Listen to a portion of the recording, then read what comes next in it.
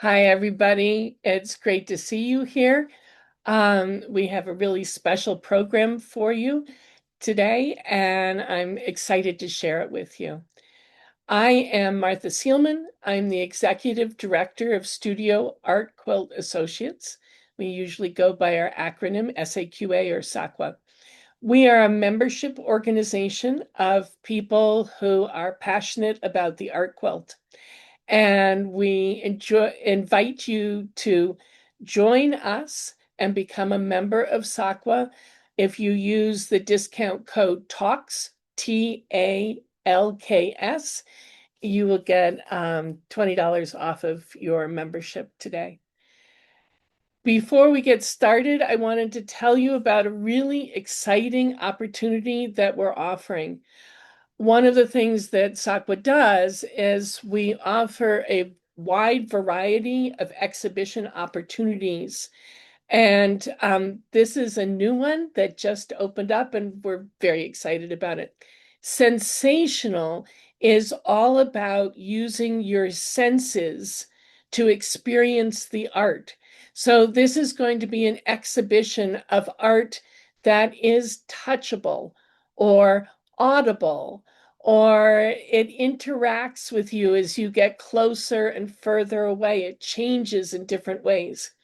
So if you have an idea for an artwork that would invite that kind of audience interaction in a museum setting, please do check it out at saqa.com/SAQA calls for entry and look for Sensational.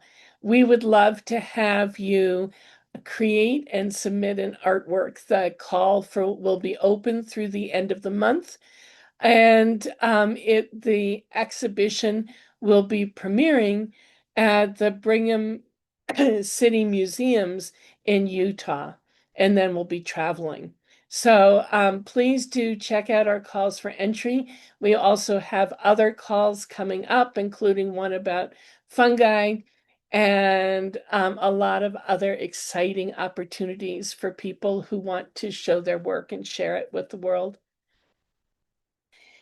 One of the things that we do every year is we hold an open call for Textile Talk presentations, and we will be opening up this year's call shortly. One of the really exciting applications that we got last year was from Veronika Olivier, and she's here and will be available to answer questions. We weren't sure if she was going to be available, so her presentation is pre-recorded, but please do put questions in the Q&A box, and then we will be selecting some of your questions to ask Veronika at the end of her presentation. Veronika Olivier is a South African contemporary multidisciplinary artist renowned for her eclectic, intuitive, and fearless expressions. A fundamental tenet of Veronika's artistic philosophy is her unwavering belief in the responsibility to minimize the impact of art on our planet. To this end, she employs recycled plastics and fibers in her artwork, breathing new life into materials that would otherwise languish in landfills or pollute the world's oceans. Veronika's art mirrors her profound love of color, texture, and form, as well as her ardent passion for the natural world. Each of her creations represents a unique manifestation of her creative vision, frequently incorporating elements of the unexpected, the playful, and the surreal. She firmly believes that art possesses the transformative power to effect change, ignite conversations, and reshape the world. And she is wholly dedicated to leveraging her artistic practice to generate a positive influence. So enjoy her presentation and be sure to post your questions for Veronika in the Q&A box. Thank you.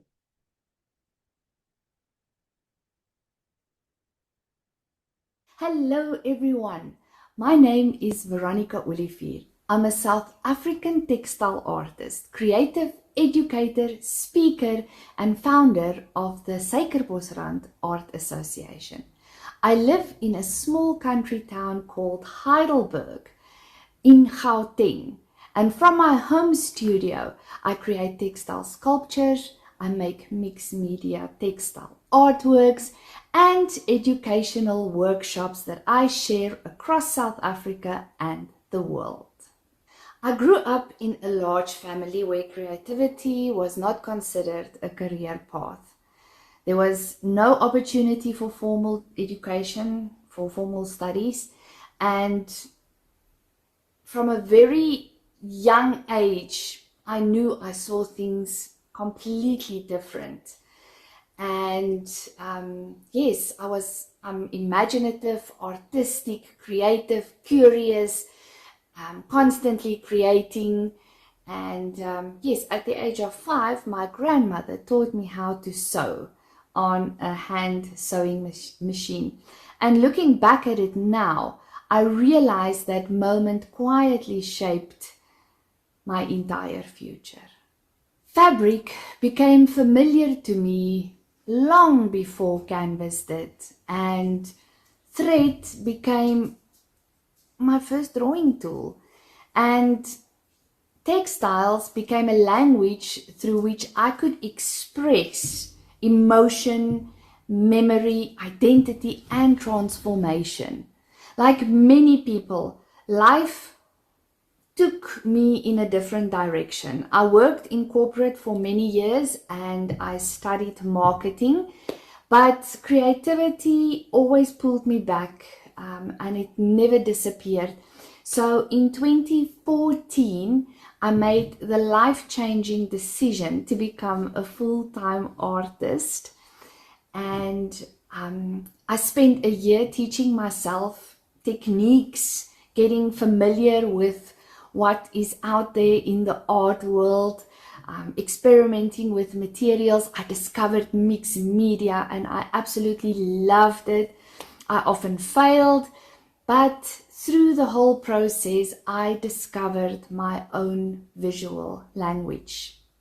And what emerged was not traditional sewing or quilting, not traditional painting either, not traditional art at all. It became something in between and something that I really, really love.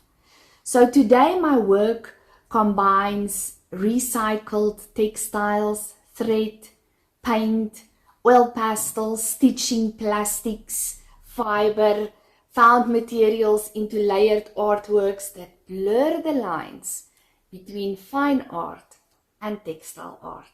And that is what I want to share with you today.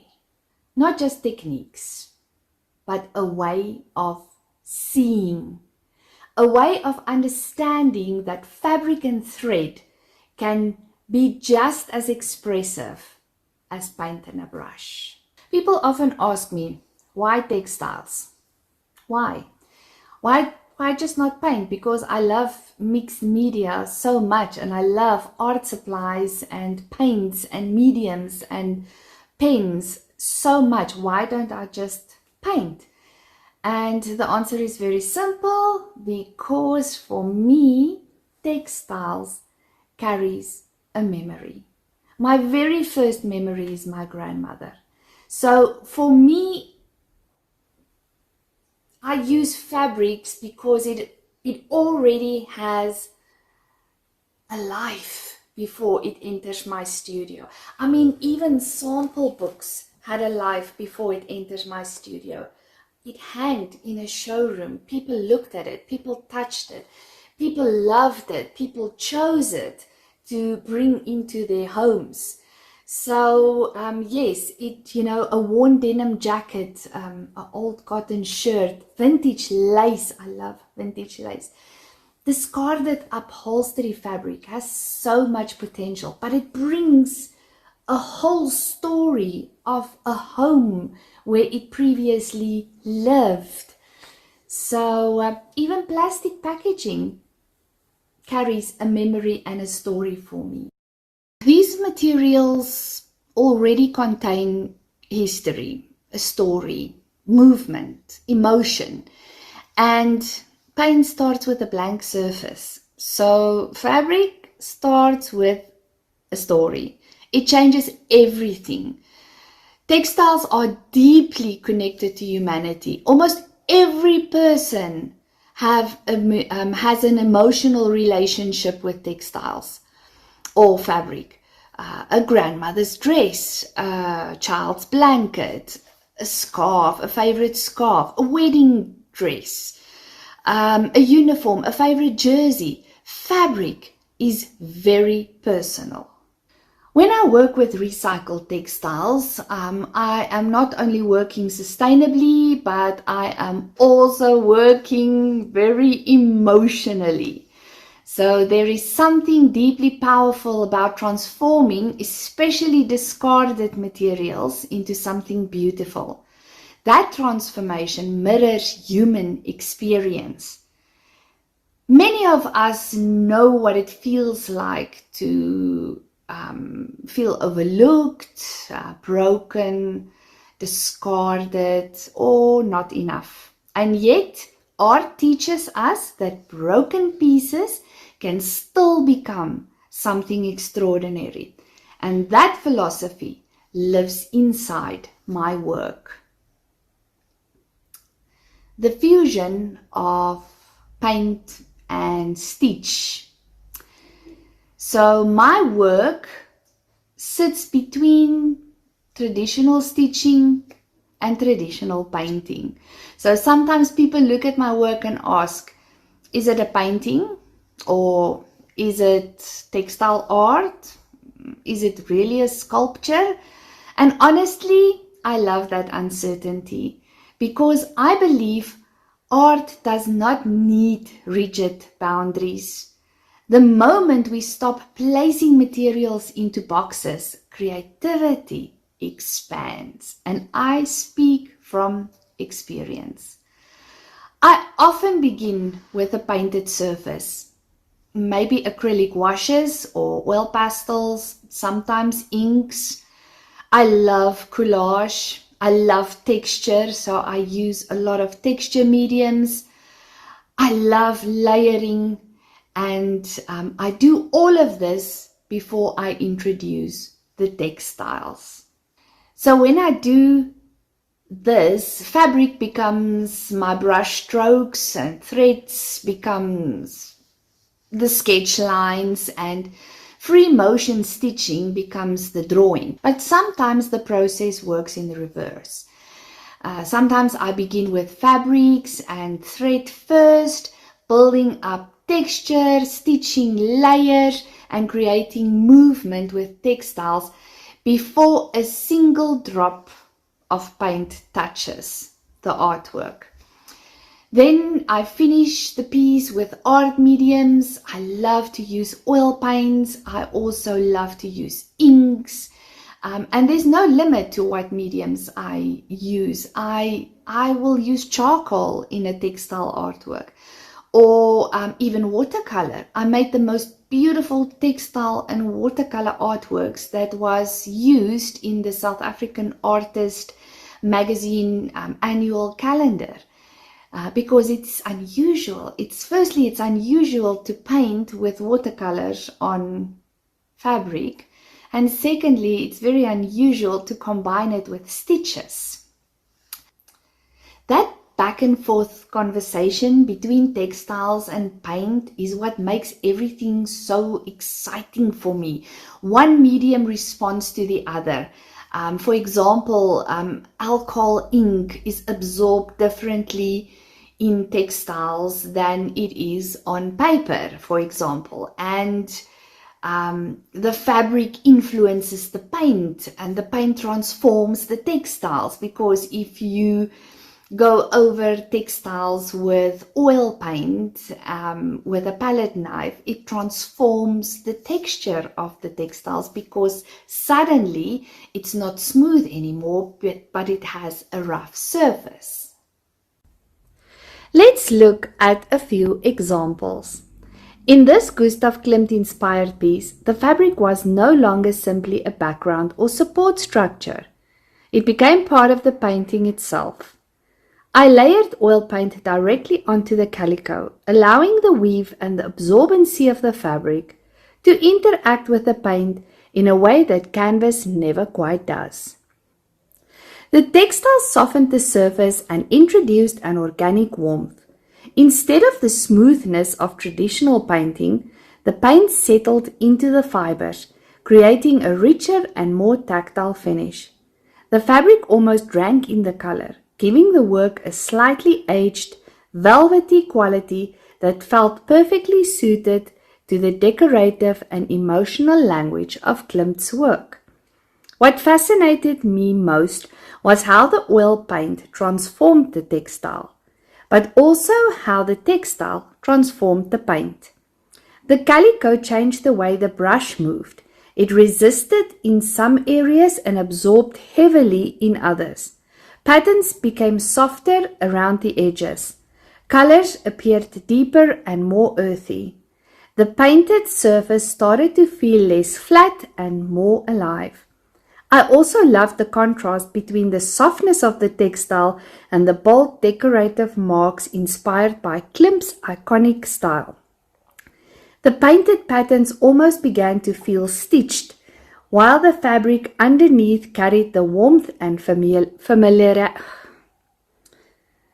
The painted patterns almost began to feel stitched, while the fabric underneath carried the warmth and familiarity of cloth. This piece became an important movement in my journey because it reminded me that textiles does not have to remain separate from painting.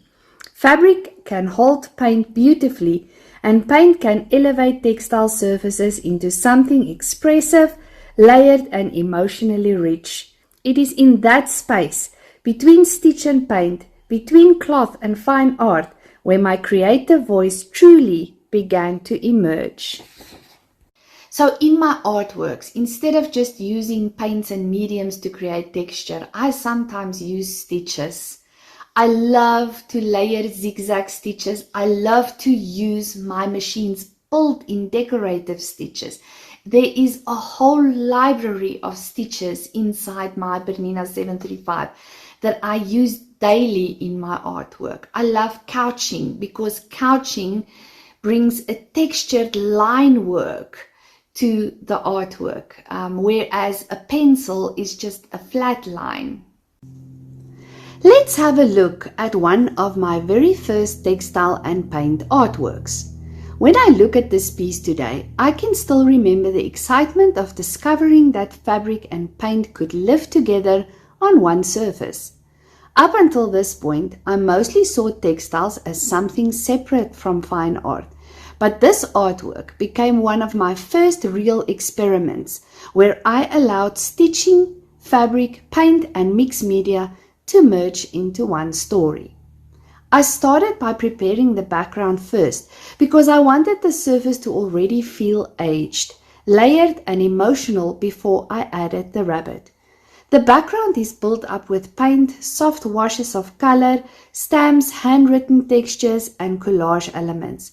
I worked in thin layers rather than heavy paint because I still wanted the fabric texture underneath to remain visible. That became very important in my later work too, allowing the materials to still speak for themselves instead of covering everything up completely. I used stamps and script detail, almost like whispers in the background. They were not meant to be perfectly readable. They were there to create atmosphere and depth, almost like fragments of memories or old letters hidden underneath the artwork. I loved how mixed media allowed me to create history on a surface before the actual subject even appeared. Once the background was complete and dry, I started building the rabbit from small pieces of fabric.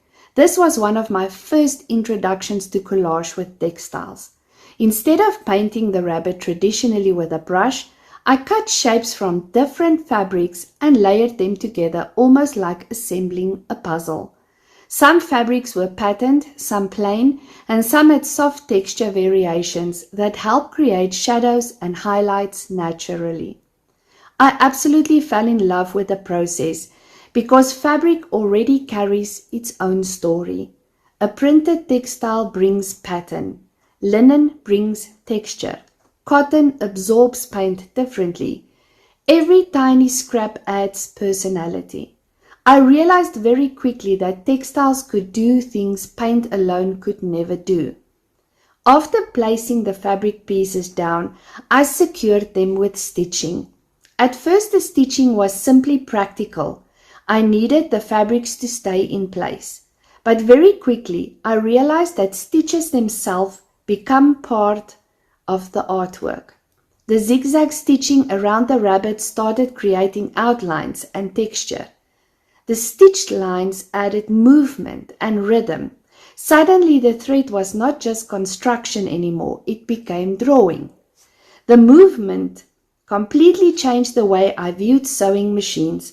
I no longer saw stitching as only functional sewing.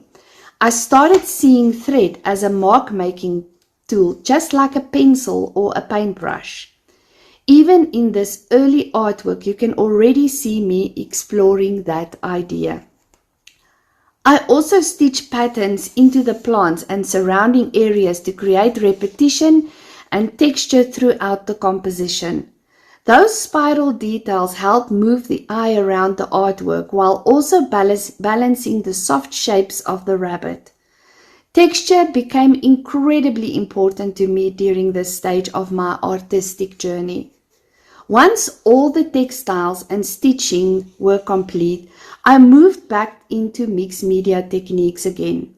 I finished the artwork with art pens, stamps, oil pastels, and additional mark making. These were mediums I completely fell in love with while exploring mixed media art.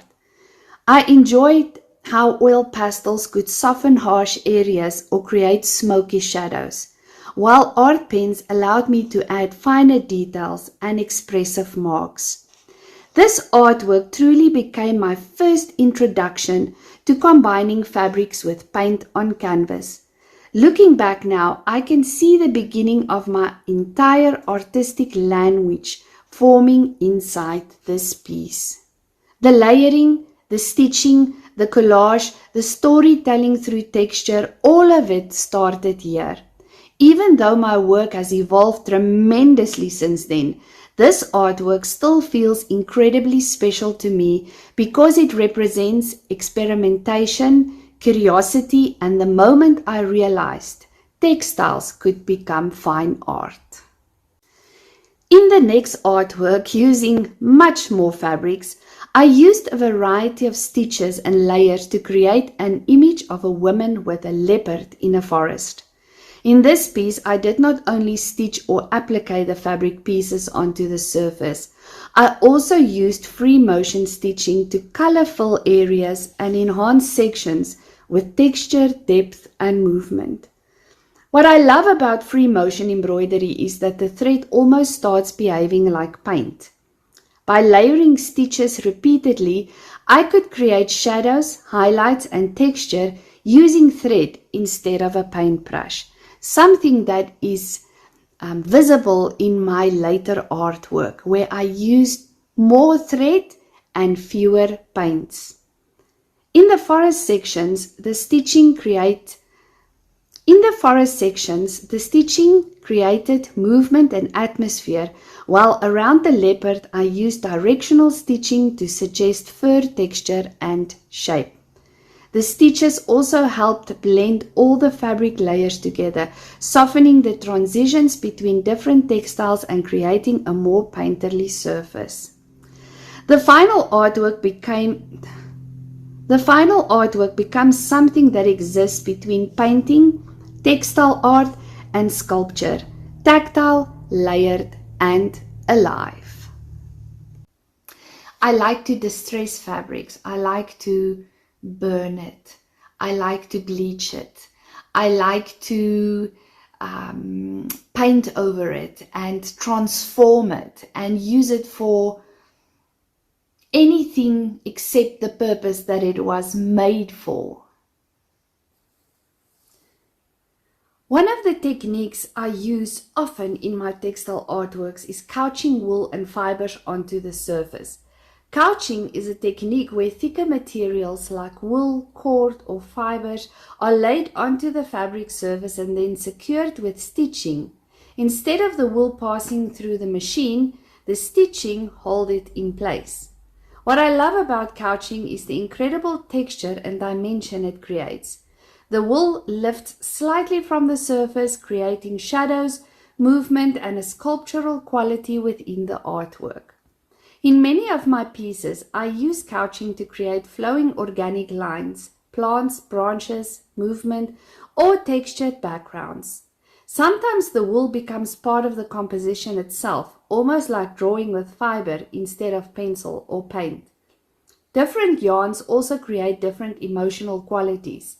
Soft, fluffy wool creates warmth and softness, while rougher fibers can create tension and raw texture. I often combine couching with decorative stitches or free motion embroidery so that the stitched marks become visible and expressive instead of hidden. This technique also allows me to bridge the gap between textile art and sculpture because the surface no longer remains completely flat. The fibers physically lift the artwork and create depth that changes with light and shadow. For me, couching is not simply decorative, it becomes another way of drawing, layering, and building atmosphere within the artwork. Layering is one of the most important techniques in my work because it allows me to create depth, softness, and atmosphere within a textile composition.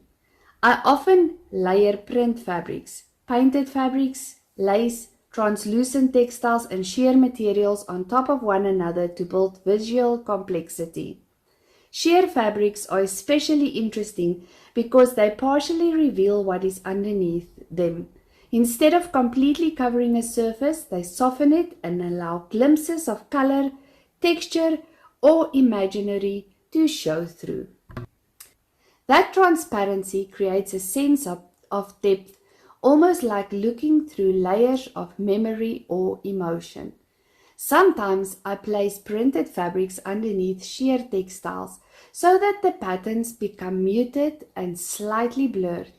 Other times I use translucent layers to soften harsh transitions or create atmospheric backgrounds. I also enjoy layering fabrics with different textures because each material reacts differently to light. Some fabrics absorb light while others reflect it softly. Metallic thread catch highlights while matte fabrics create calm areas within the composition. The layering process is very intuitive. I move pieces around repeatedly, testing colors, transparency, pattern, and balance before attaching anything permanently. I think of it almost like painting with fabric.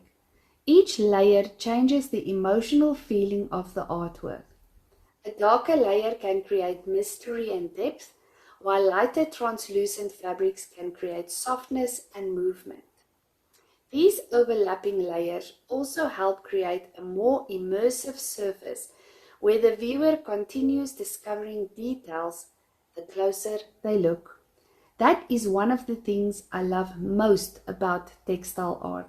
The artwork reveals itself slowly through texture, transparency, and layered surfaces.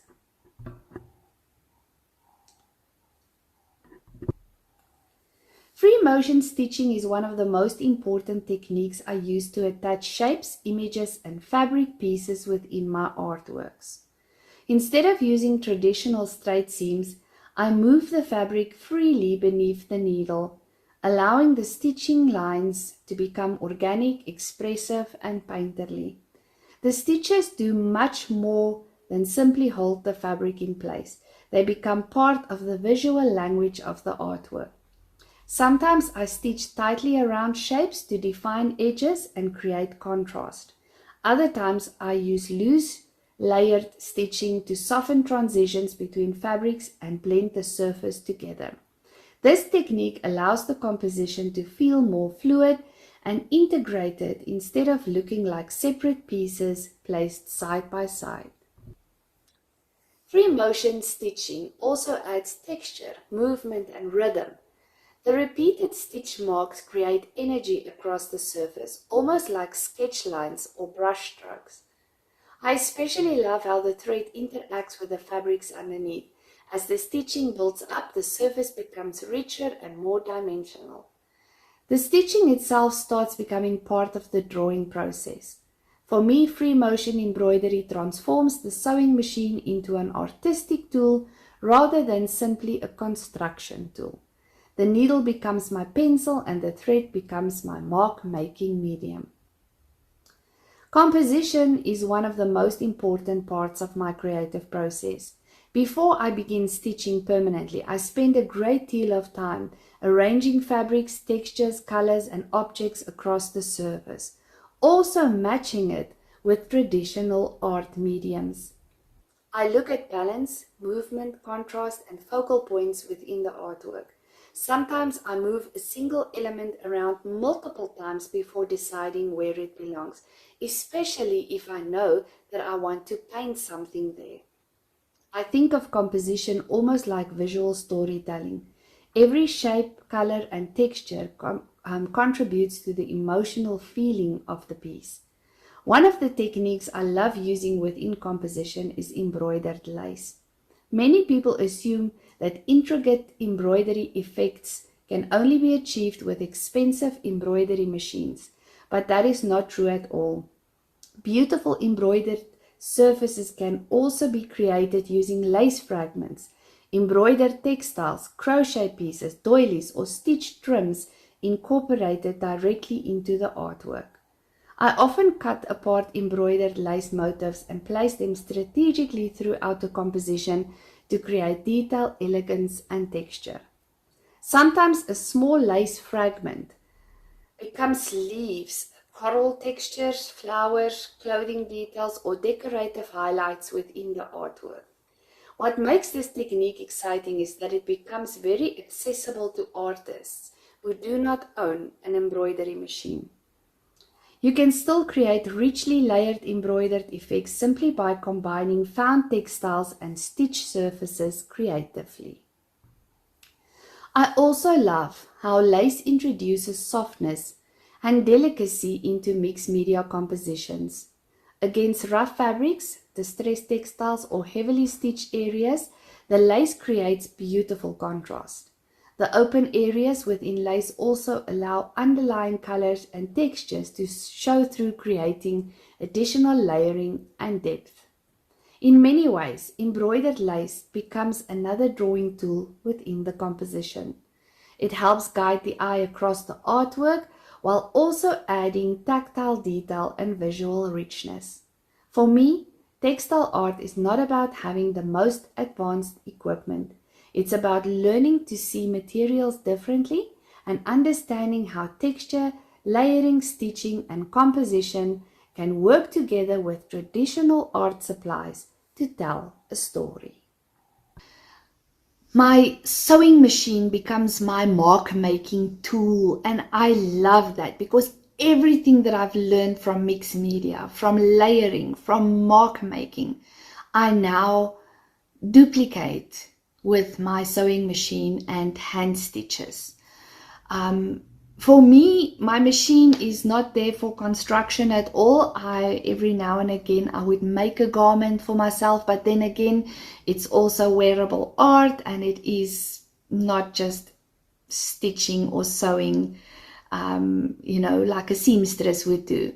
So yes, for me, I do not sew fabric together. I draw fabric together. And then I combine it with traditional art supplies. So that changes my whole approach to sewing and to painting, because all of a sudden, everything that I've done in my artwork becomes expressive, more expressive than just a normal line would.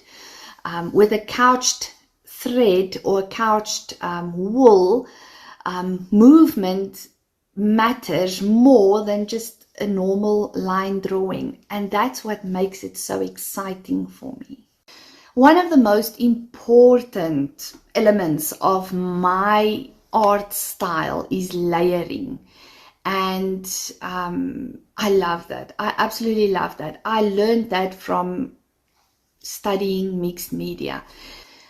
My artworks are rarely planned from beginning to end. Instead, I build it intuitively. And whether I start with art supplies first or with fabric first, the process is always the same. I start by going through everything that I own. If it is fabrics, for example, I would go through all my hundreds of drawers of fabrics and then choose the fabrics that speaks to me, that I make a connection with instantly.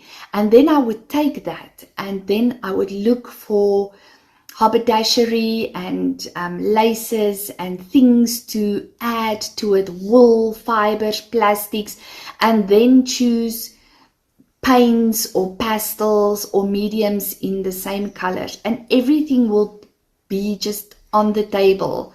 And even at that point, I don't know what I'm going to create. When I start touching and in this whole in the chaos of everything, when I pick up fabrics or look at paints and look at threads and look at the combination together, then it suddenly hits me. This can be an amazing octopus, or this would make a beautiful rose garden. And that's when I decide, that's when I start the actual artwork.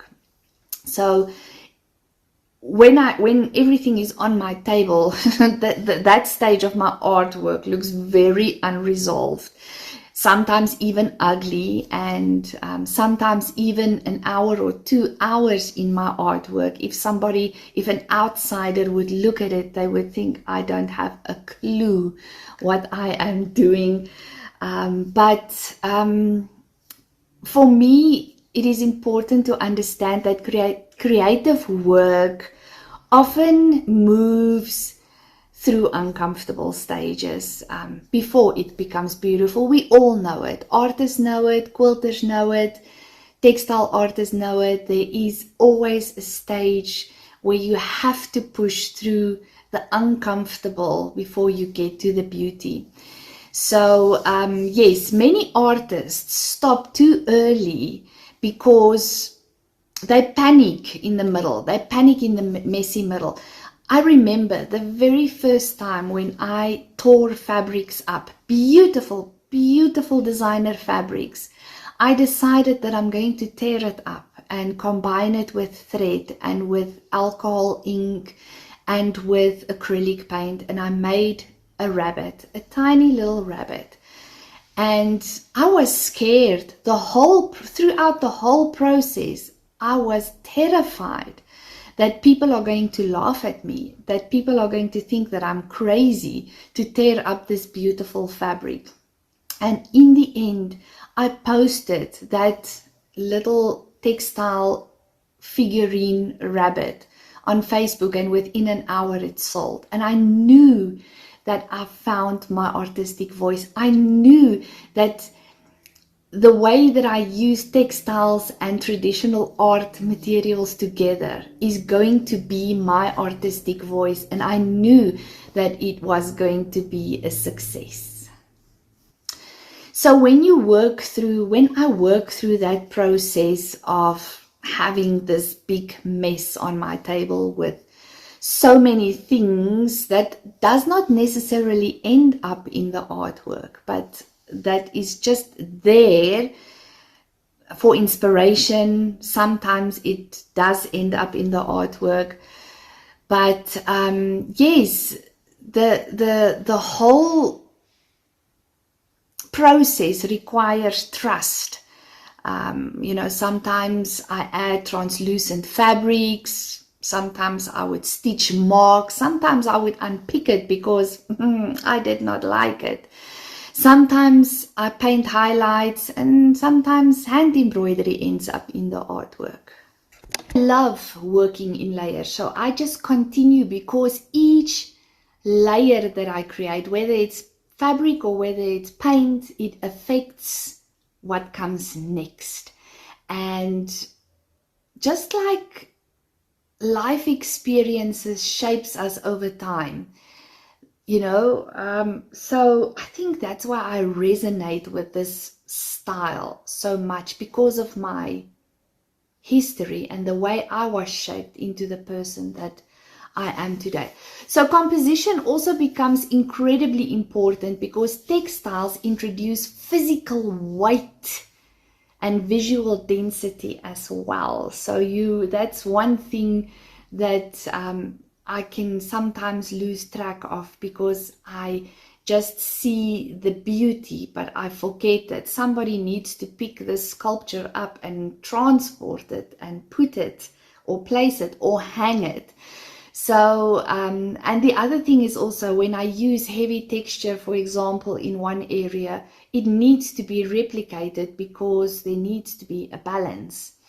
So color also behaves differently on textiles than on canvas. Fabric absorbs light differently.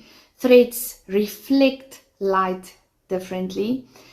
Metallics will catch movement, and transparency. Transparency often creates depth. So when I combine textile and paint, I'm no longer only composing with color. I'm composing with surface, with shadow, movement, and touch. One of the things people notice in my artworks, whether it's sculpture or painterly surfaces or even wearable art, is my use of unexpected materials. I sometimes incorporated plastics, recycled packaging, wire. I love to work with wire in my textile art. I love to distress fabrics. I like to burn them and scorch them or transform them before I use it. I also add beads. Torn fabric strips is my go-to. That is my go-to signature style, I would say, signature style. Denim seams, lace remnants. I add just about anything that is recycled in this studio to my artwork. So why do I do that? Because unconventional materials create unexpected visual language. Plastic next to soft cotton creates tension. Wire introduces structure. Distressed fibers creates vulnerability. Metallic threads introduces light. These materials also challenge the idea of what belongs in fine art, and I love that. For many years, textile art was viewed as lesser than traditional painting or sculpture, especially women's textile art. And sewing was considered a craft, domestic, functional. But today we are witnessing an incredible shift. Textile artists are reclaiming thread as a serious art medium, and rightly so, because textiles can communicate identity, memory, politics, sustainability, femininity, resilience, transformation, with extraordinary emotional power. Sustainability and transformation is deeply woven into my work. Not as a trend, as a philosophy. The textile industry creates enormous waste globally, and I don't like that. And as artists, we have an opportunity to rethink value.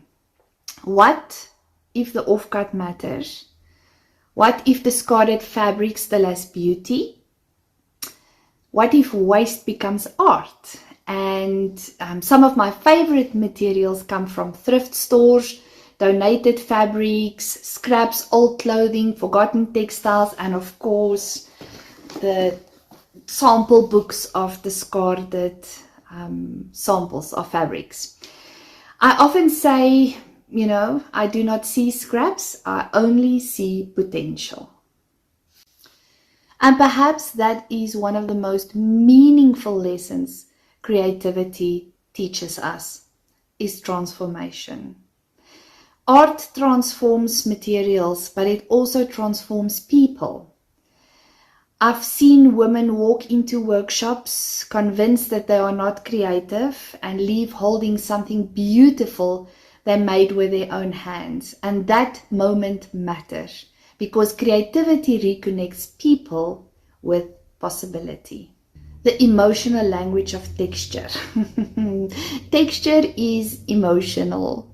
We often think of art visually, but textiles also works sensory. Rough texture creates tension. Soft fibers gives you comfort. Distressed edges creates vulnerability, and dense stitching creates intensity. Texture allows us to feel art, not only see it. And I believe that is why textile work resonates so deeply with people. Because human beings understand touch instinctively, even before language. So sometimes a heavily stitched area in my artwork represents emotional pressure. Sometimes loose threads symbolize healing. Sometimes layered fragments represents memory. And the materials begin speaking emotionally. Now imagine if I do all of that and I combine it with traditional art supply. And that is where textile art becomes so incredibly powerful. And that is also why I incorporate traditional art supplies into the textile art, because it's even more powerful when people look at it and see it and touch it and feel it. So I want to end with this thought. Textile art is not less than painting. Thread is not secondary to brush. Fabric is not limited to function. These materials are capable of extraordinary artistic expressions, as you can see in my artwork. When we allow ourselves to experiment beyond traditional boundaries like I am doing, new visual language emerge. My own journey taught me that creativity often lives in the space between categories, between painting and stitching, between fine art and craft, between broken and beautiful, between discarded and transformed. And perhaps that is why I connect so deeply with textiles, because textiles understand transformation, and thread on its own is fragile, but thousands of threads together become strength, and I think there is something profoundly human in that. Thank you very much for the opportunity to speak to you today.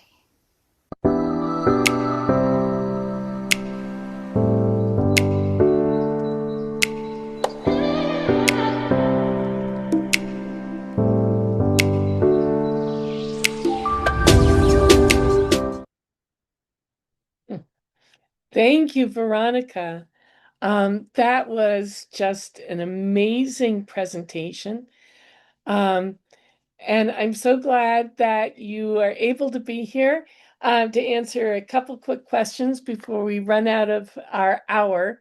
I thought that your statements about what textiles can do and what the combination of textiles and traditional fine art mediums, combining them, how that creates something even more powerful.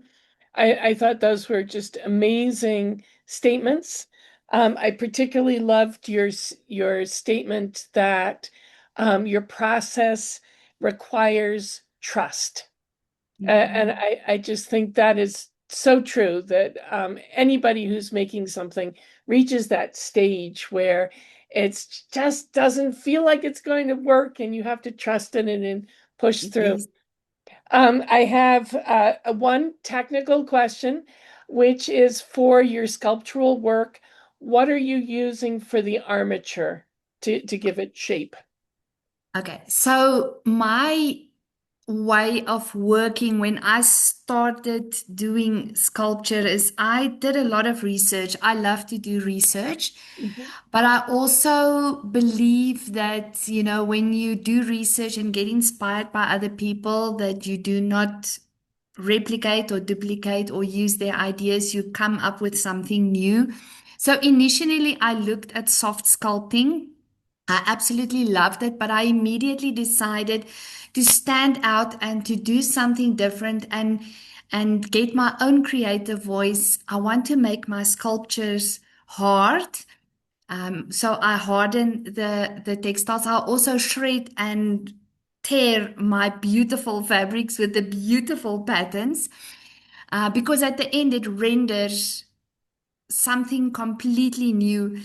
But I do, my armatures are soft sculptures. So I stitch my body parts separately. So that's also something that I had to learn is pattern making because I'm not a dressmaker. I did not study how to make patterns. So it's a whole process. If I work on a sculpture, I do a lot of research. I would, for example, that beautiful massive octopus that is now hanging in somebody's home in the United States in their spare bedroom over the bed. Um, Very eccentric, but yes. When I did that, for example, I was inspired by the movie on Netflix, My Octopus Teacher. So I watched the movie. I saw the movement of the octopus and it just, it was in my mind. And a couple of days later, I went to the fabric store. Now, in South Africa, we have beautiful traditional fabrics that's called shweshwe. It is um, um, patterns and like circles and very African patterns. And I walked into the fabric store and I saw these round Mhm, patterns, and the mhm, first thing that popped into my mind is the suckers, the suckers of the mhm, octopus. And that's how I decided to make the octopus. But yes, I do make it as and I make it with recycled fabrics, sometimes sheets, sometimes shirts, whatever I have that I can recycle because I don't waste. So I make a soft sculpture. Sometimes I do have to add wire in the soft sculpture, that octopus, to get the legs like that. I then do the fabric parts over that and then I make it hard. mhm. Okay. Well, it is a wonderful, wonderful piece. And I think everybody really liked seeing the rabbits as well. Um, Yes. I think the last question that we have time for, which I wrote down right at the beginning of your talk, is given the riches of fabrics and art supplies and threads and laces, how do you decide what you're going to start with? Okay, so I work very intuitively. That's why I say sometimes when people look at me and see how I work, they probably think that I don't have a clue what I'm doing because I do work intuitively. I start out with a heap of fabrics and ribbons and accessories and art supplies. And at the end, in the middle of everything, I would change my mind because it speaks to me and people think I'm crazy, but there is a point where I actually converse with my art loud as I'm talking to you now. I speak to my sculpted animals, I speak to the stories I create, and I promise you I hear them back. but it is a process. Especially when I sculpt for a show, I take at least a day or two to go through my fabric stash. I've got like 180 drawers of fabrics that I've collected over the years. So it takes time to go through it. And I love the process because it's also very therapeutic for me. I'm an empath. So I struggle with a lot of things that goes on in the world and things like that. So to go through my drawers, to look at the colors, to look at the patterns, to touch the fabrics, calms me down. And then all of a sudden, a fabric will just jump out. And I Mhm, would take that and then I would look for things that match that. I would look for plain mhm, fabrics, textured mhm. fabrics that, in the same color scheme. And even at this stage, sometimes I don't even know what I'm going to create. I just love what I have in front of me. I get wool out, I get fiber out, I look at paint, I look at oil paints, watercolors, whatever, and everything is on the table. And then, it speaks to me and say, this is a beautiful rabbit, or it's a tortoise, or it's a painted, a stitch painting, a story art. And that is a whole process. So a lot of people think that when I make a rabbit, for example, I sit for 2 hours in front of a sewing machine and voila, it's done. But a rabbit like that can take me up to 10 days to make. So, because of my process. Yeah. Mhm, mhm. Yeah, well, it just amazing to watch you work, to hear about your thought process. Very Sometimes it's a inspirational. No, it just reassuring yes, that everybody's process is their own, yes, and what comes out of it is an expression of themselves. So thank yes. you so much for sharing with You are us today. so welcome. I'm so sorry about the few glitches with the It sound and was also my fun. native language is Afrikaans. So sometimes when I speak English and I think, then the words formulate in Afrikaans inside my head, You, and then I you quickly you have to are go back. amazingly fluent. It was lovely. Oh, I okay. do want to say to our audience that Textile Talks will be back next week. Surface Design Association will be talking about tapestry. It looks like it's going to be another fantastic presentation. Don't miss it. And if you were inspired by Veronika's art, I hope that you will consider joining Studio Art Quilt Associates and entering your textural, wonderful creations into our upcoming exhibitions. So thank you Okay. for joining us today. Thank you, You are Veronika. welcome. Thanks. And everybody have a wonderful rest of your day. Bye-bye. Thank you for all the beautiful comments. Thank you. Bye-bye. Thank Bye. you. Bye-bye. Bye.